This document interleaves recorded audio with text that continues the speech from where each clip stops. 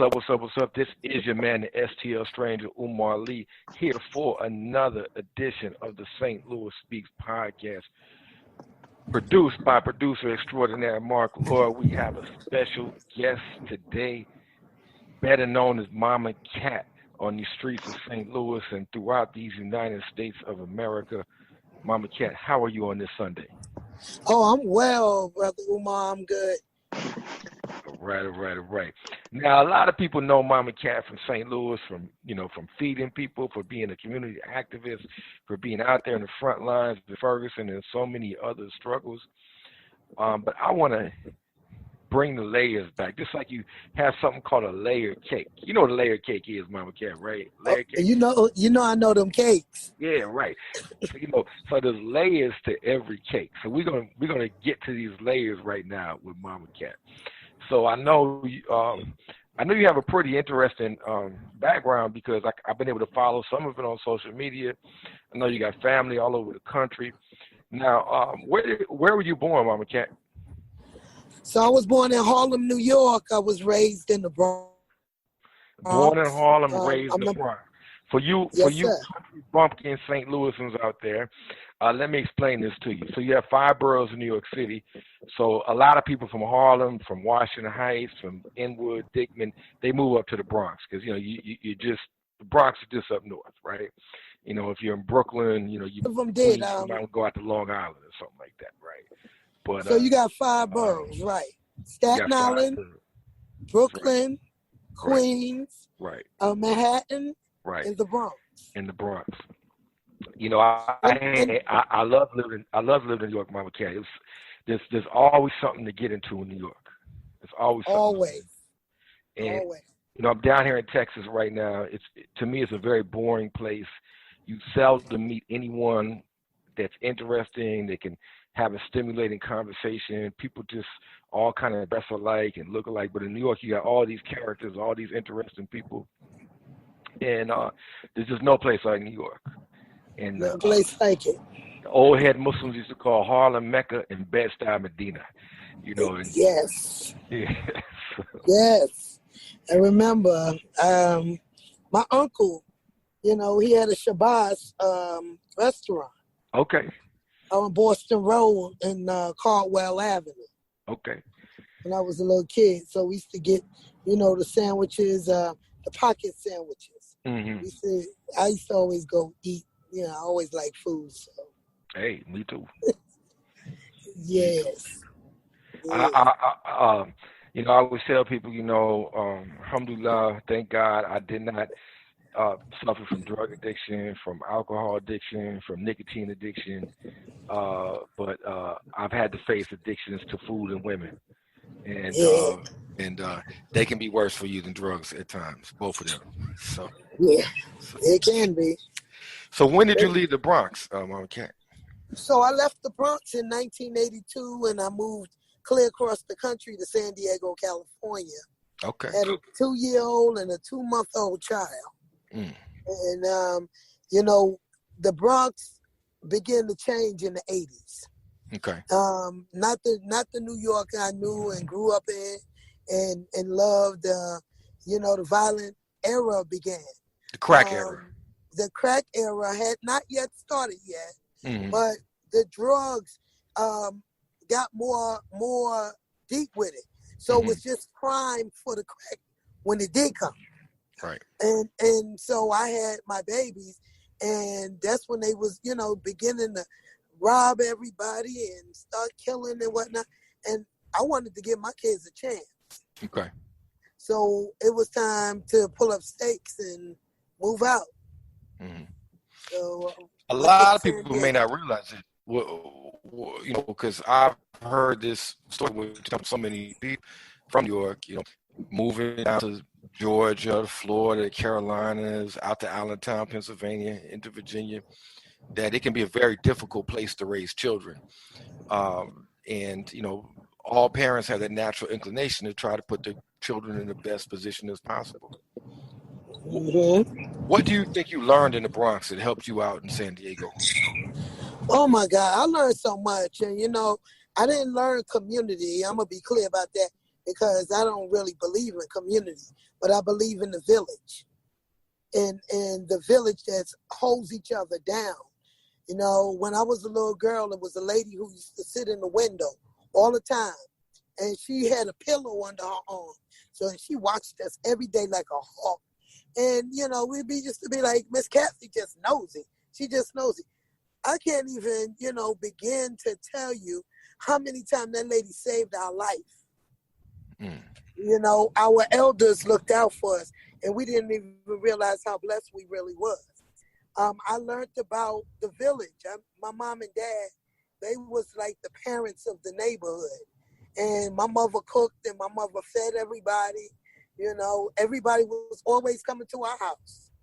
Okay. You know, and so I learned about just loving on your village, and, you know, wherever you go, you take that with you. There's something about that in New York where you see your neighbors, you physically see them just because of the, you know, you see them walking, walking to the corner stores or outside in front of their house. In a lot of places in America now, you just don't see your neighbors unless you introduce yourself. You may not even know your neighbors. Right, right.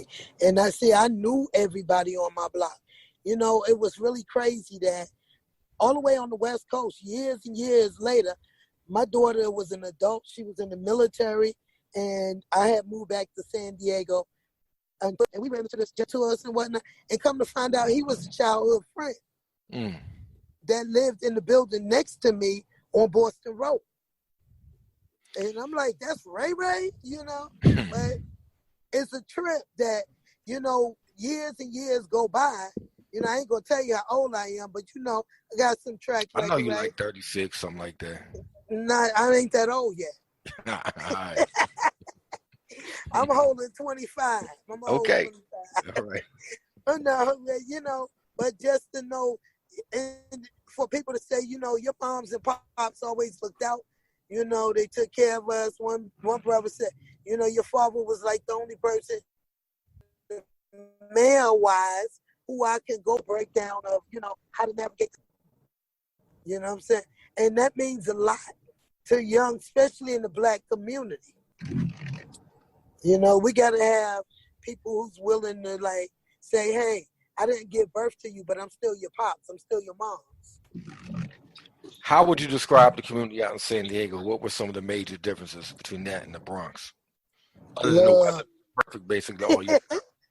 I went through a culture shock. I got out there and I was like, you know, I grew up in the Bronx, so, you know, you locking doors and all kinds of stuff. And then I got out there and the doors was open all night. I'm like, yo, somebody gonna come in and get us. This back in '82. You know, I mean, it was an open space. It was, you know, but everybody was just on chill mode. Everybody was on chill. So it took a little used to, because in New York, people are more in your face. But in the real New York, you have kindness. In the real New York. Right? Not the one in Times Square. Right. So, you know, my moms and pops, hey, you came from out of town. You don't have no family here. Here, come on. Let me make you a pallet in the living room. You know what I'm saying? But San Diego, they wasn't doing that so easy. But, you know, as years go on, I tell everybody, born and raised in New York, but I grew up in California. I didn't have my family around me to protect me. So you had to make your own way. I did. Yes. And so, you know, after I broke up, you know, with my first husband, you know, it was me and my children. Okay. And so, you know, I was the only one because he never paid child support. So it was just me and my shorties. And at some point, you know, situation, that's why I go so hard now. Because one situation happened and my kids and I found ourselves living in the car. You know, but God. Right. Because I worked every day. I had a job. Don't slam it. I had a job. I went to work, you know, but I came home to that car. Yeah, I mean, and that's an increasing epidemic of people sleeping in their cars. I was just out in the Bay Area, you know, about 6 months ago, and a lot of people sleeping in their cars out there. They just, you know, find Yeah, themselves in situations they can't afford the rent, and exactly. and And they got in Dallas what they call a lot of motel kids. These are kids that living in these weekly motels. yes, yes. And it's a huge epidemic around the country, actually. You Right. know, right here in St. Louis. I recently got voted on as a at-large member with the county continuum of care. But even before that, I had that contact where I could call and try to find shelter. Okay. And you got families. I'm like, they popping up with kids and everything else, and I'm like, you know, what? Like, how did it get that way? I was not a normal situation back in the day, but nowadays it's way too normal, way too normal. So how did you find yourself from the Bronx to San Diego? How did you end up in St. Louis? So I met my husband like years later. I met my husband, and my husband was in the military out there in San Diego. And we dated for a few years, and then we got married, and then we traveled around the country. So I lived in Chicago, I lived in Virginia, lived in Georgia and Florida. I came here. He retired. He's a retired sailor, and so we bought our home here um, after he retired. So So what you're saying is you did a national tour. You were all over this country, and yes, then you know you tasted that emos, you tasted that St. Louis style pizza, ate some of the St. Louis fried rice, and you say, I don't ever want to be anywhere else in my life but St. Louis. Is that exactly what happened? no, not at all.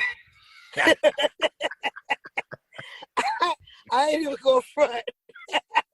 No, I bought my house actually in 2009, Okay. and I had never lived here. I didn't know anything really about St. Louis, because had I known about St. Louis, I think I would have been in the city, Mm, vice being in the county. okay.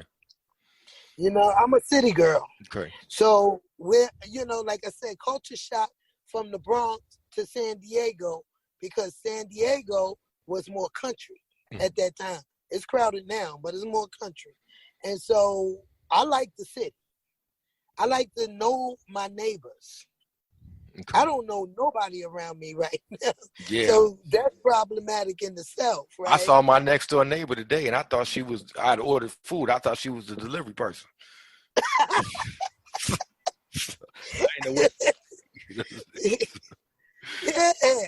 But that just like takes away from, just like I said, that whole village feeling. Right. So you notice I'm always in the city, or I'm in Ferguson. I'm where people Hmm. are. But when I got here, so I moved into my house. My husband left me here. He had one more deployment he had to go do. And so it's just me and my two little doggies. And I Hmm. had to learn St. Louis on my own. And where I lived at, the tide is changing now. So the people are here. But at that time, it wasn't like, I didn't feel very welcome, Okay. So I went What to part? school. What part of the county are you in, if I may ask? I'm in North County. I'm in Florissant. In Florida. Okay. Yeah. So Florissant, I remember 25 years ago, it was maybe 2% African American, 2 or 3%, and now I believe it's upwards over 30% and growing. So you've had a lot Yeah, of demographic change in Florissant. a lot of it, especially, I mean, from 2012 when I came here, that it changed so much. Right. Where I live at, it's a big, huge change from when I moved here. Because we used to be out in front of our house washing the car, and these guys ride by and holler the N-word at us. Mm. My husband just waved at them. Well, hopefully they're out in St. Charles or Lincoln or Warren County now, because that's where they're all going to, and Yeah. living in Darren Wilson neighborhood out there. Yes. Yeah. So I came to St. Louis, and honestly, I was okay. We gonna put this house up for sale. And we out, but Mm-hmm. you know, I'm here because I'm supposed to be here. If that make any sense, Okay. because I tried to move a few times, Mm-hmm. and every time I tried to move, it was something that was there in the way to say no.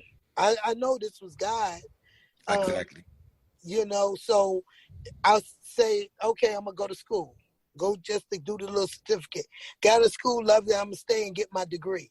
So I Right. did that. While I was in school, then Michael Brown was murdered. And Mm-hmm. so, I came out on the streets of Ferguson, and you know what I was doing. Was Right. out there, loving on the family, making sure that people ate. I'm gonna let my voice be heard as well. We gotta fight together. And then, after I finish school, we're gonna move. That didn't happen. My husband was still in school. And then when he was graduating, then the county was like, well, we're gonna open up your street.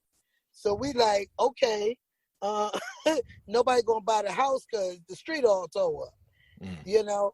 And by the time they finally finished the street, PotBangerz was a registered 501c3. Okay. So, I'm here.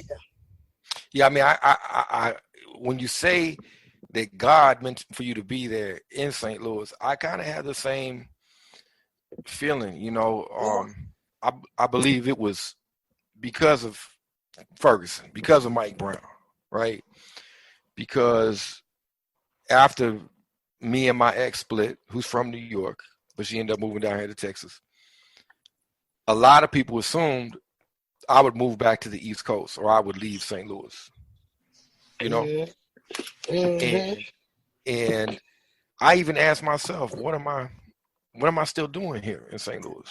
Because to me, even though I love St. Louis, this is my hometown, and I love all the local stuff, there was really nothing for me. And then I kind Mm-hmm. of found my voice with trying to fight against gentrification, trying to fight against the, attacks against cab drivers. And that led into Ferguson, Mike Brown. And so I said, you know, as the Quran says, Allah is the best of planners. So Yeah. this is the reason that I'm in St. Louis right now. And everyone is in a particular place and particular time for a reason. Yes. And so you connected to the people via food, feeding people, Yes. nurturing, caring for them.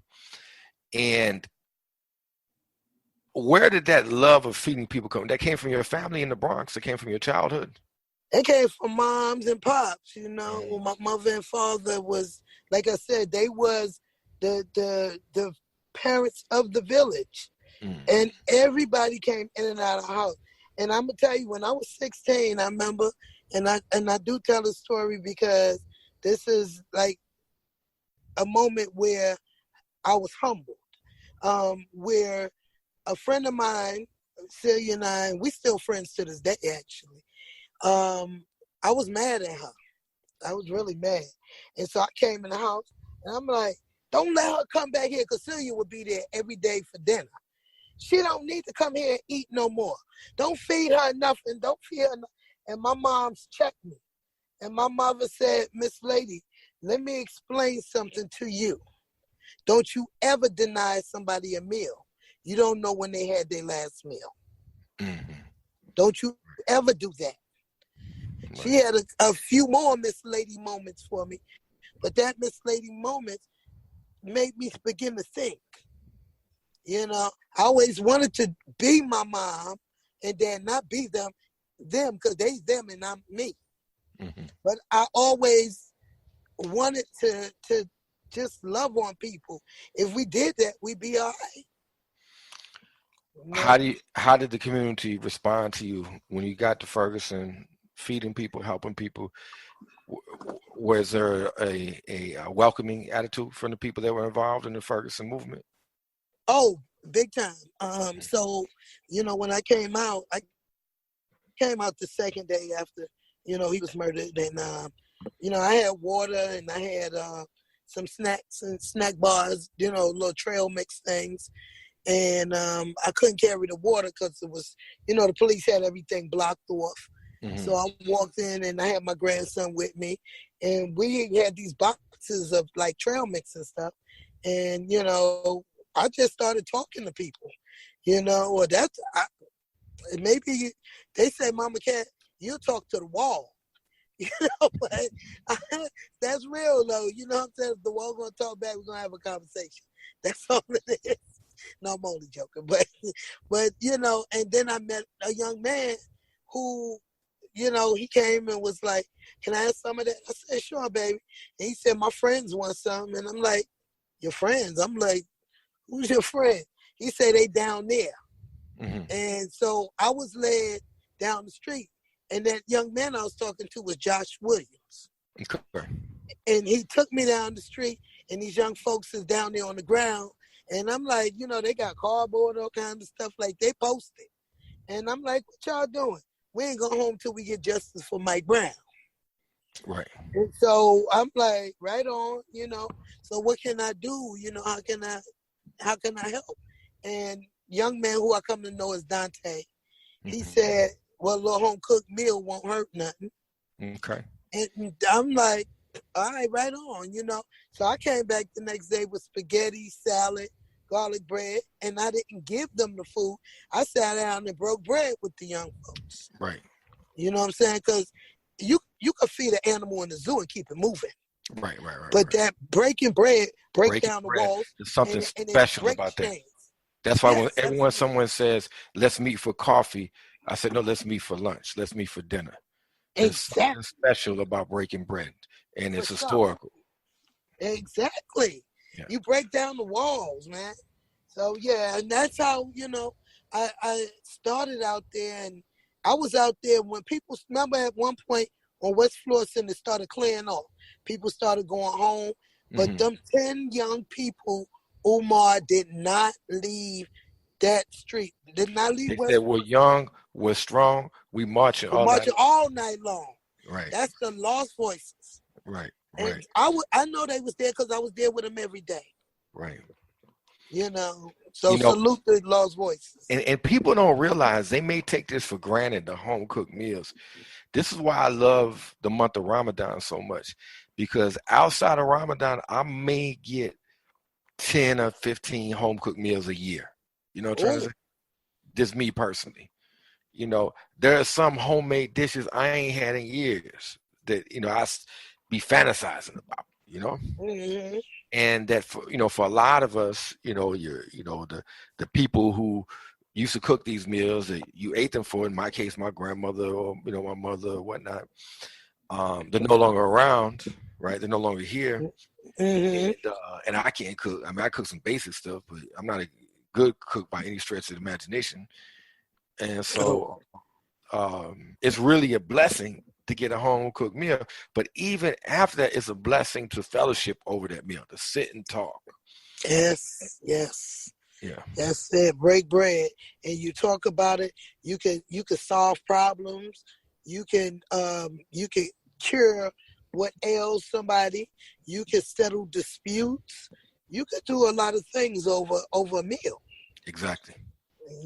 So that's and now it's all about texting.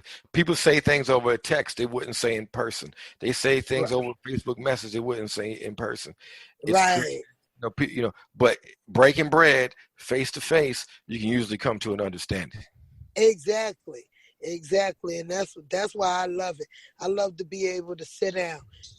Every Thursday when we go out, get ready for our mission, and after we done did everything, and before we go, I make sure that all the volunteers sit down and have a meal. We sit down and eat, and we talk to each other. We communicate with each other. I want to know what's going on in your life. What you do? You need me for something? How can I be there for you? So. What was the response? Did you ever get any static from the police or from the law enforcement about your involvement in feeding Ferguson protesters? They kind of left me alone. Every once in a while, I walk away from the food and walk over there and start fussing at them. I think that's what all of us older folks did. And we we went over there. So I think we really embarrassed the hell out of them. Right. And do you have children? How would you feel if somebody murdered your baby?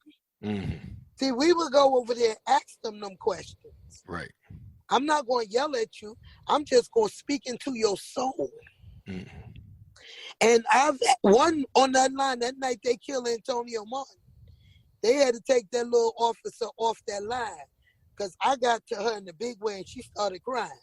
Mm-hmm. Because this woman is standing out here right now and her son laying over there under a sheet. Right. Because he was murdered by the state. So, they did. I know they had my pictures up in the police department like everybody else. I was already made aware of that, right? Right. So I'm one of the public enemies or whatever. But if my food is what you find offensive, that's on you, bro. Right. Because I'm going to feed the revolution. Right. So tell us about some of the work you've been involved in post-Ferguson. I mean, I know I've seen you out there feeding homeless people in downtown St. Louis. What other kind of stuff have you been involved in? Well, so, of course, we are down there. PotBangerz, I'm the founder and CEO of PotBangerz, Feed the Body Mission. And so we serve our unhoused family, but we also make sure that our house family that's experiencing a rough time get the help that they need. And then there's also families who be like position I was in, with sleeping in my car. So I have a direct line to the county of St. Louis where I can help arrange to get them into shelter that'll lead into permanent housing. I go and, go where I need to go to do the activism work, go down to Texas and whatnot. And tell us about your visit to the border. I know you was down here with, I believe you went with several people, busload of y'all, right? It was a van of us that left St. Louis. That was the first time. First time I went down was around this time last year. This is when, we found out that they had the baby sleeping in tents down at the border. At the border, yeah. Mm-hmm. Yes, at the border. And so, we was like, okay, we're going to go on Occupy and call attention to the situation. So we went down there, and what we found when we got there, we was there for like an hour and got a phone call that ICE had dropped more than 200 people off at the Greyhound station with no money, no food, no bus tickets. They didn't even have because it was cold in Texas. Mm-hmm. People don't understand Texas. Yeah, people don't realize that it gets cold here. They don't realize it get cold. And they didn't even have coats on the kids and all kinds of stuff. So, me and the comrade, we was out there at 3 o'clock in the morning in Walmart, trying to get blankets and stuff, socks and whatever to keep these kids. One little baby had pink eye. But this is what this government did to these people. Right. This is, this is real. So it ain't just I don't think I could have believed it, Umar, if I didn't see it with my eyes. Mm-hmm. Because it was that deep. And subsequently, I was there for 7 days the first time. And I fed people breakfast, lunch, and dinner every day. I spent the next 7 days in the kitchen. I was only supposed to take care of the occupiers 1 meal per day while I was there. But we got a whole nother situation. So it went from occupy to assist and resist. So some people still, held it down at the post, right? But I had to move to this kitchen. I pretty much almost lived in this kitchen. But the people needed. And some of our brave dreamers came from St. Louis on the second caravan, came and helped to do interpretation and whatnot to help these people because they were set up for failure from the beginning. Right. So it was rough. I remember I started to go down there. I remember it was cold, and mm-hmm. Texas is so big. The drive down there is longer than the drive to St. Louis, slightly. Yeah, it's a lot to Texas. You take a whole day to get through that state. It's a lot of Texas. Yeah, it It's a is. lot of Texas. Yeah, it is. So I went back around Thanksgiving. Okay. Thanksgiving, around Valentine's Day. I went back, Okay. and it was we did actions around it, these different facilities. But it was one that some of our people ended up catching charges, Mm-hmm. serious charges, for protesting. Okay. For protesting. So it's like they don't want you to speak up. They don't want you to speak up, and we know that because our voices in Ferguson was answered with tear gas and rubber bullets. So, Yeah, I mean, and the game don't change from Ferguson to Baltimore to Cleveland to the border. no, It's all not the at same. all. It's All all the the same. same.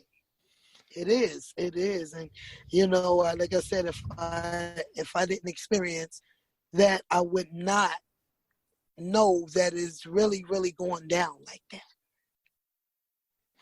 So what's on the future horizons for Mama Cat? What's going on? So I'm getting through this next step. I'm excited. You know, PotBangerz. Not only do we go out there, like I said, and do the work with the unhoused and our underserved family in St. Louis, but I like to do things to encourage. So twice a year we do events to bring housed and unhoused folks together, so that the housed people can understand that the unhoused people are human beings. They are mothers and fathers, our brothers and sisters, our cousins, whoever, right? This is our family. So this coming Saturday, December 14th, at Christ Church Cathedral, we will be hosting our third annual Neighbors United Holiday Dinner. And it's about to go down. Okay. About to go down. So I'm going to be What cooking. is the date? What is the date on that again? The date is 14th December. December the 14th. Yes, at 5 p.m. At what location? 1210 Locust Street. That's Christ Church Cathedral. Okay, 1210 Locust Christ Church Cathedral. Yes, sir. Right, just a Locust and Tucker, right there. Yes. 13th Street is 13th between Locust and Olive. Yeah. Yeah, so, this is our third year doing this. Each year gets better.